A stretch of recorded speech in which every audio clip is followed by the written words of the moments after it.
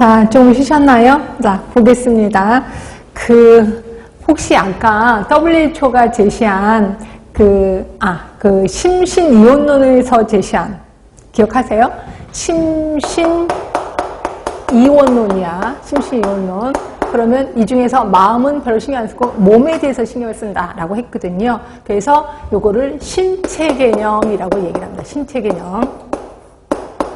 그러다가 이게 뭘로 바뀌었냐면 심신일원론으로 바뀌었어요. 일원론. 그러니까 몸과 마음은 하나다란 거죠. 그래서 여기서는 심신 개념으로 바뀝니다.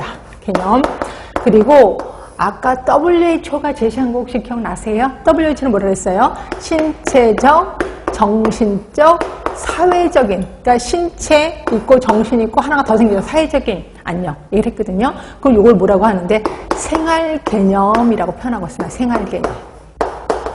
그래서 19세기 이전에 신체 개념이었다가 이게 심신 개념으로 바뀌었고 그다음에 20세기는 생활 개념으로 바뀌었다는 거예요. 그런데 이게 최근에는 뭘로 바뀌었냐면 생활 수단 개념으로 바뀝니다. 생활 수단 개념. 자, 생활수단 개념에는 무슨 개념이 더 들어가냐면 신체, 정신, 사회도 들어가고 플러스 동적인 개념이 들어가요. 그렇죠? 그리고 연속선 개념이 들어갑니다. 아까 던의했었던 거 기억하시죠? 네, 그거를 생활수단 개념이라고 표현하고 있습니다. 그래서 대부분 요걸로 끝나는 게 아니라 생활수단 개념까지도 좀 미리 알아두시는 게 좋을 것 같아요. 자, 그게 책이 어디냐면 14쪽에 있습니다. 자, 14쪽 체크포인트 보시면 19세기 이전 신체 개념. 이거 심신이원론에서부터 시작하는 겁니다.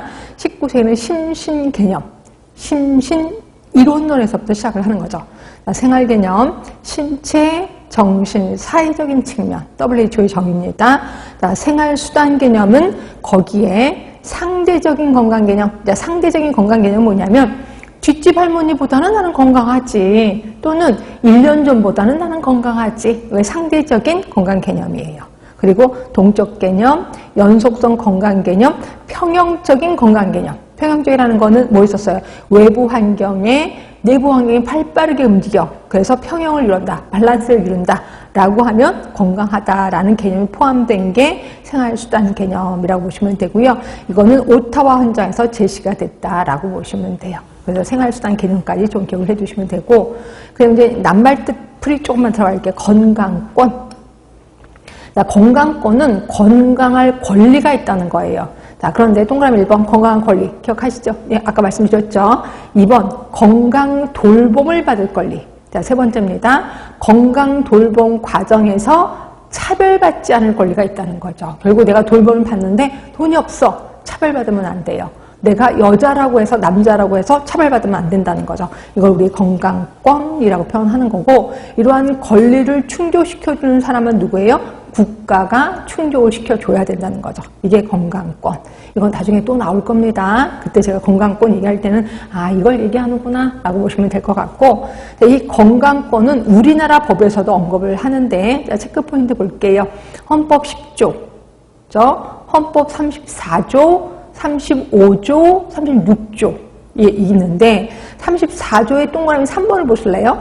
우리나라 헌법이 만든 지 되게 오래됐잖아요. 근데 되게 낯선 용어가 있어요. 3번을 보시면 국가는 여자의 복지와 권익의 향상을 위해서 노력해야 되는데, 원래 여성이라는 말을 표현을 쓰는데 그때는 여자라고 표현을 했나 봐요. 그래서 여자의 복지와 권익의 향상을 위해서 노력해야 된다라고 되어 있는 게 헌법 34조고, 35조, 36조 있는데 36조 이게 시험 문제 나왔었거든요. 아주 예전에 시험 문제 나왔거든요.